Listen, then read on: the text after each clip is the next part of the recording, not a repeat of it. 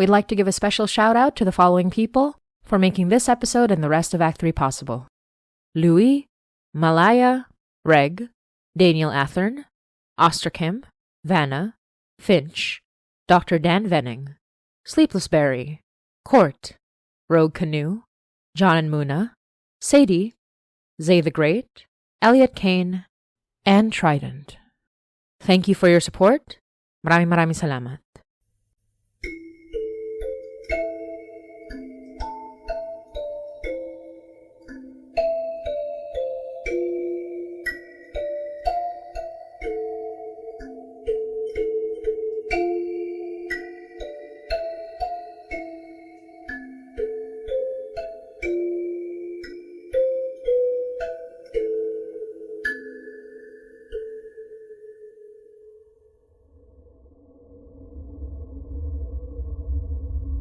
You're listening to Hainai by Motzie Dapul. Winter Market, a Hainai short story.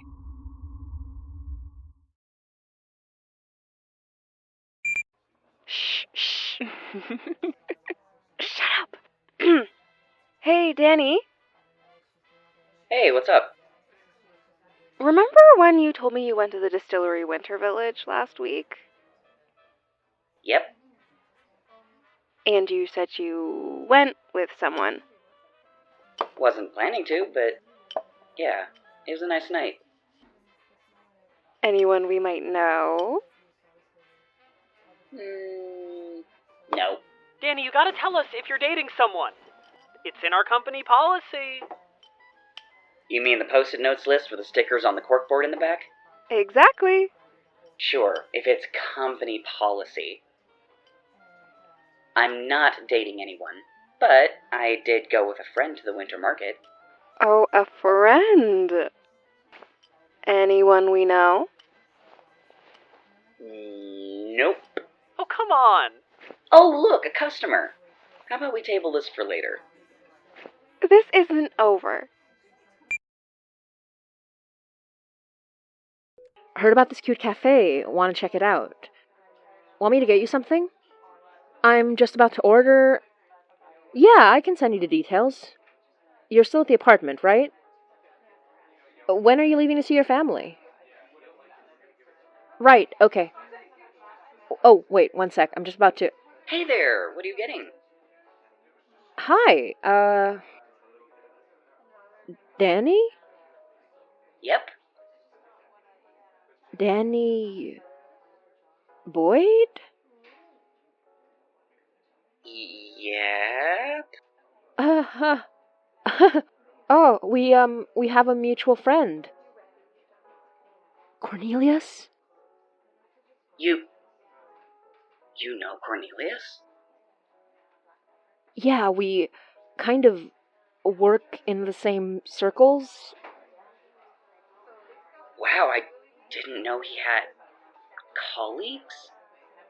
Okay, let me get your order, and I should have a break in 20. You mind if we talk? Well, I mean, I was gonna ask if you didn't. Can I get a, cookie butter iced latte? From the DJ episode? That's funny. That show gets so many wild calls, I didn't think mine would stand out. I mean, if I didn't know the man personally. So, how do you know him, exactly? That's a, complicated question. I guess the best way I can describe it is that we both deal with the kind of bad stuff he saved you from. And we have a, common enemy. I guess it makes sense he has enemies. He's very good at dealing with them, though, so don't worry. I mean, I don't doubt he's good at what he does. That's never been my worry. Hey, since you know about the, weird stuff, I don't know how else to call it, can I ask if you know what this is? Huh. Well, it looks like a straw Christmas angel. I mean, yeah, but... Sorry, yeah. Let me try and feel it out. Whoa. What is it? That's a lot of magic and emotion. Is this? It's a ring, yeah. Not part of the standard $5 angel from the market. It's delicate. Small. It feels happy, even surrounded by weary sadness. I think it might have been his wife's. He told you about that? He's told me a few things.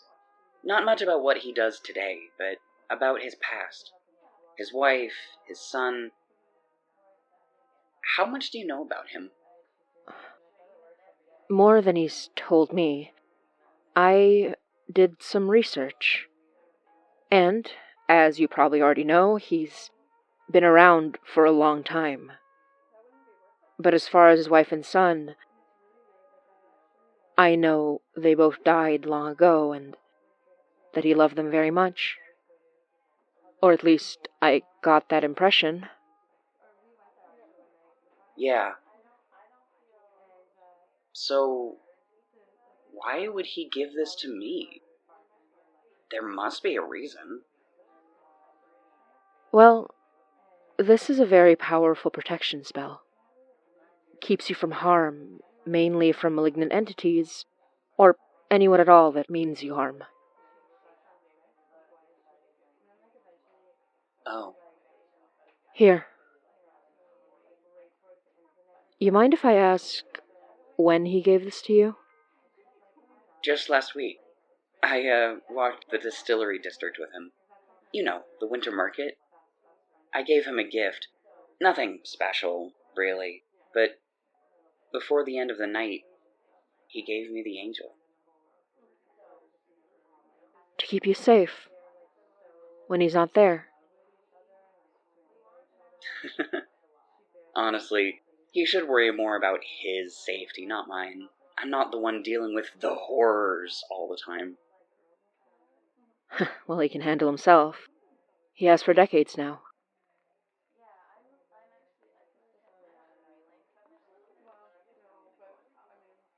Can I tell you about that night? When he saved you? No, I mean, if you listen to that DJ episode, I went pretty in-depth.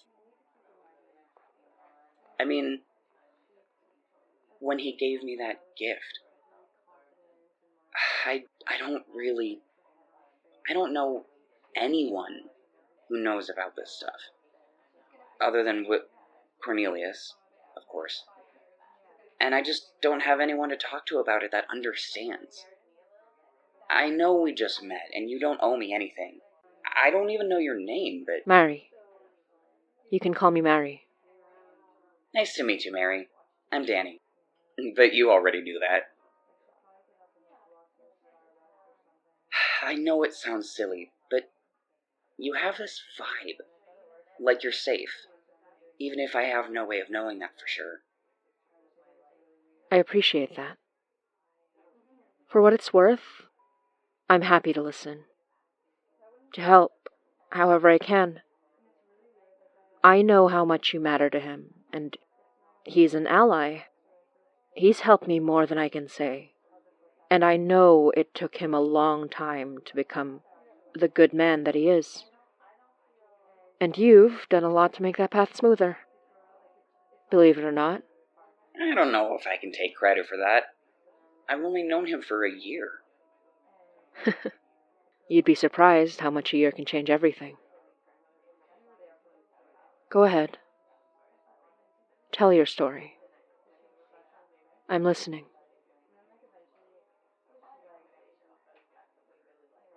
Over the last year, I've seen Cornelius a few times.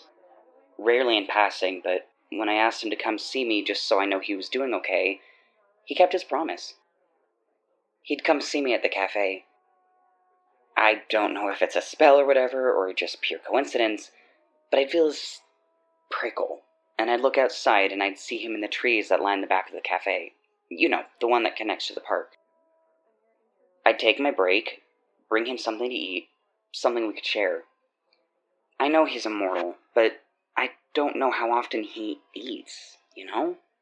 He always looks so gaunt, like he's just barely eating so he doesn't pass out.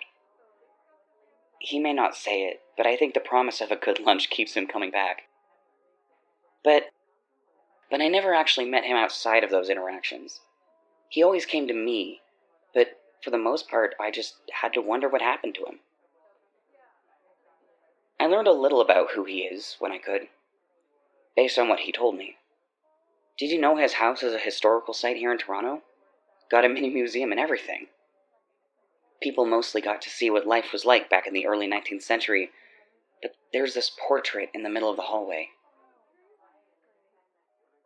He looked so different then. Cold eyes, looking down on everyone from a man who stood upright and noble, certain of his own goodness. Even in a portrait they were able to capture that, immortalize that man. But the man I know, when he looks down, he's not looking down on anyone anymore. Just himself.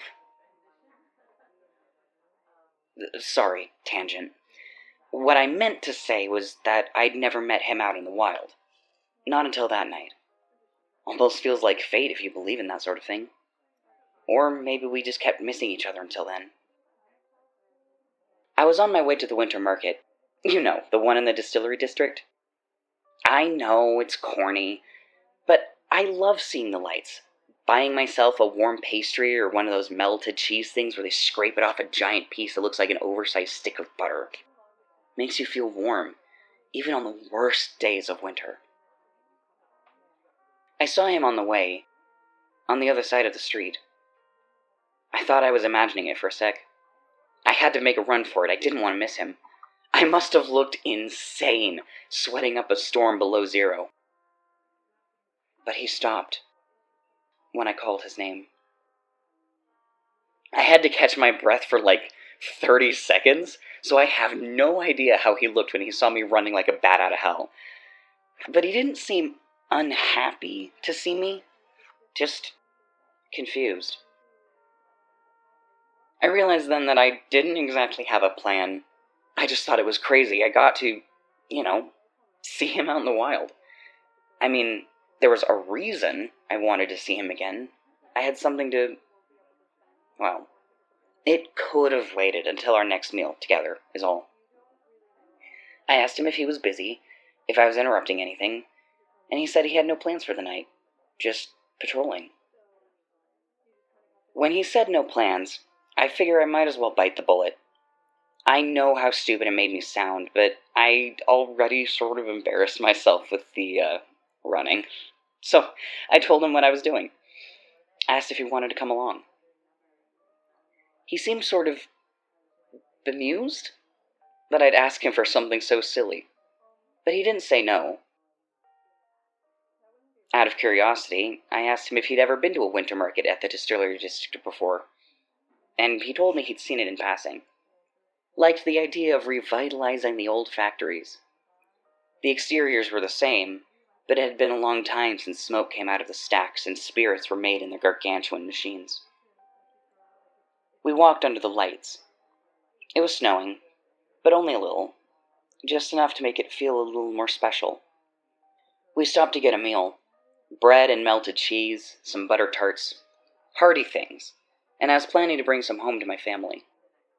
He said he didn't want to impose when I offered him some, but I told him I couldn't possibly finish it all myself, which is kind of a lie, since I could hork down melted cheese like a monster.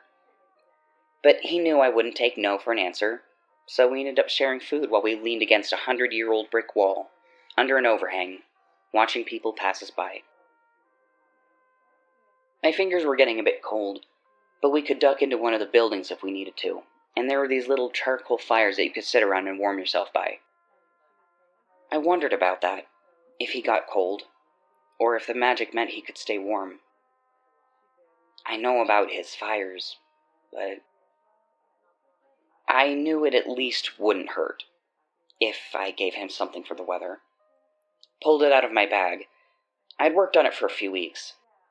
It wasn't exactly top-notch knitting, but I thought it was pretty good for a first try. A scarf. For the winter. To keep him warm. If he needed it.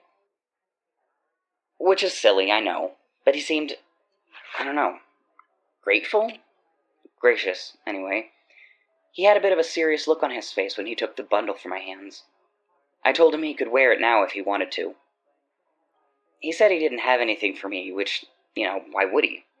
I told him he didn't need to think about that I wanted to do this for him. I wanted him to know that someone was thinking of him. That someone cares about him. And I told him so. I don't know if he has that anymore. I know he said he had enemies, and I figured some of them might have been from his past, but given what he told me about his family, and given how lonely he looks, I figured... I don't know what I figured. But people don't generally want to be alone all the time. And despite what he's been through, he's still people.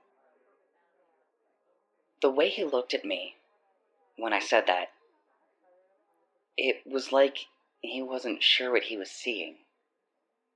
At first I thought he was angry at me for making assumptions, with his eyebrows furrowed as deep as they were.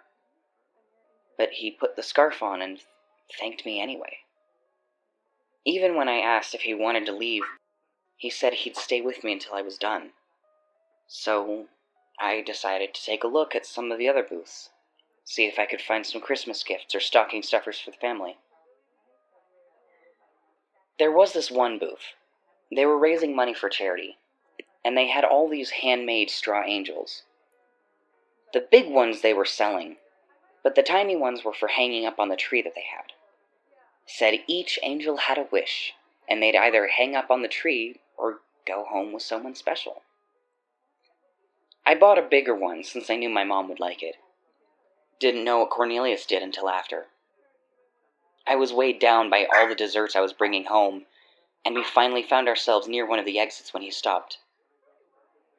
Said he had something for me. Wasn't much, he said, but he wanted me to know how much he appreciated my company and my gift. He used to make gifts by hand for his loved ones, he said, and it mattered to him that I cared enough to make him something, even if we were just barely more than strangers. He said, I don't understand what he meant, but he said he didn't know before, but he understood now. He seemed so at peace when he said it, and he smiled at me like I was supposed to understand too. I wanted to ask him what that meant, but he took my hand to receive his gift, and I couldn't say anything at all. He pressed something small into my hand and told me to keep it with me so that I'd be safe when he wasn't there.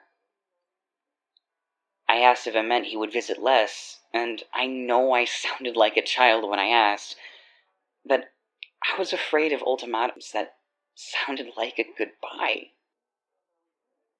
He assured me he'd do his best to keep our appointments, but told me that now, more than ever, he feared the darkness the winter would bring, and that his burdens would grow heavier. But no, this was not goodbye, just farewell for now. My hand stayed warm even after he walked away. Disappeared into the night with a passing car. I didn't realize that the tiny angel had anything at all until I examined it on the bus home. And I saw the gold.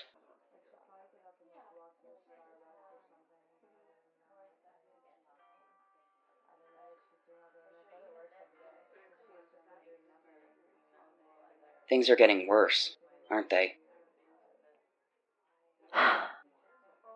Well, I don't know about worse, but they are coming to a head. One way or another. Could you... God, I don't even know if this makes sense to ask, but... Go ahead. Could you take care of him? Or watch his back? Or make sure he's safe? I know it doesn't make any sense, but... You don't have to explain it to me, Danny. I know. That obvious, huh? I just know love when I see it. Or feel it. But, you know what? What? This thing he gave you, to protect you, I feel it here too. You shouldn't doubt yourself. Shouldn't doubt what's real. Especially now.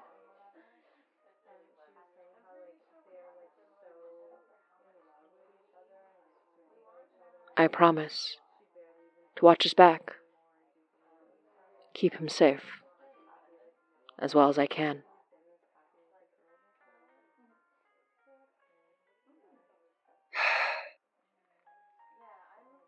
Thank you.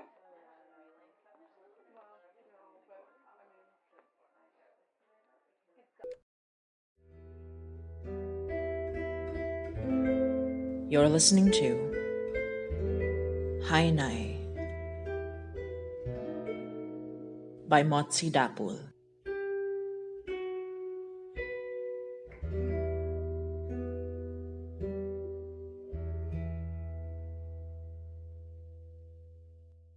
Just a quick and very important announcement. This week, we received some good news.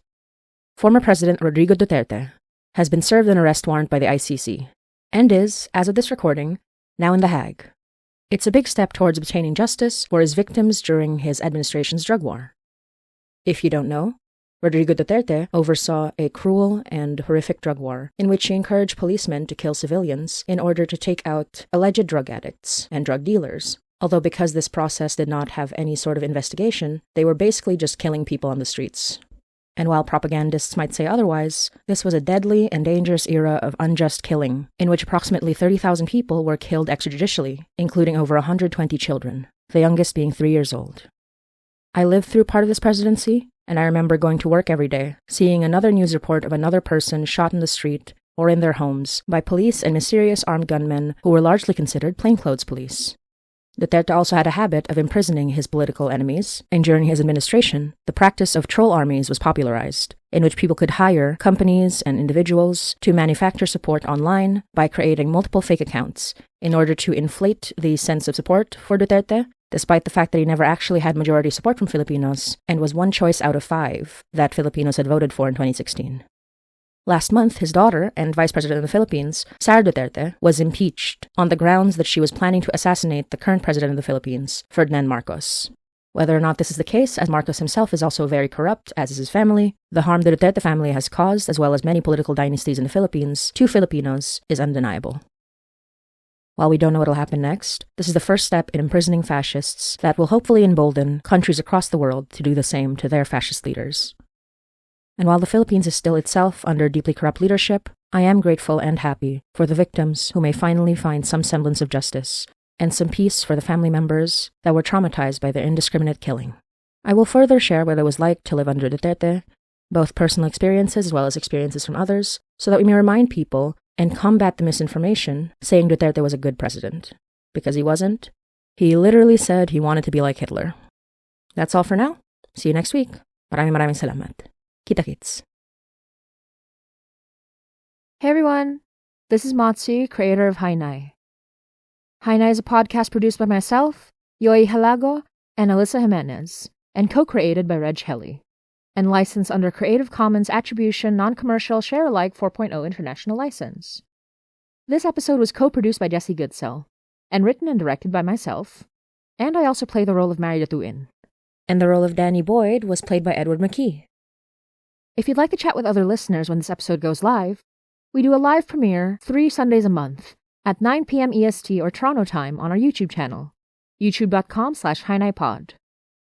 To help support the production of Hainai, you can subscribe to our Patreon, patreon.com/HaiNaiPod. You'll get to be part of our early access program, where we release episodes 3 days early on Thursday at 9 p.m. EST or Toronto time. You can also get bonus video, audio, art, and many more. Speaking of Patreon, we'd love to give a shout out to the following patrons for all their amazing support: Phoenix Luna, Kate Jordan O'Neill, Tiana Harvey, Dracucard, Sabine, Sean, Sharon Poplinski, Josh the Alchemist, Jess Snow, Maddie Remigio, Talon, Alan Weberman, Nonette Dapul, Mika, Matthew Upton, Anna, Sooks, Becca Terrier, Amelia Brownstein, Diana Cause, Melissa, Emma Heilig, Faye Fungi, Pablo Neurotic, Oster Kim, Evie Smith, Megan, Jesse Goodsell, Malaya Light, and Victoria Goodwin. If you can't subscribe monthly, you have the option to buy us a milk tea on coffee, ko-fi.com/HaiNaiPod. Supporting us financially is a big part of how we're able to keep going as a show, and supports the writing, editing, directing, voice acting, and all the other hard work that goes into the show. So please consider supporting us financially if you can, and getting ad-free episodes and bonus episodes in the process. Those who support us at the $10 tier and above on Patreon get bonus episodes every month. For more news and updates, you can check out our website, hainaipod.com, or follow us on our socials, on Twitter, Tumblr, Instagram, Facebook, and Blue Sky.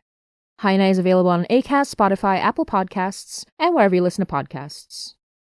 We hope you enjoy our Act 3 episodes, and as always, thank you, we love you, and hanggang sa muli.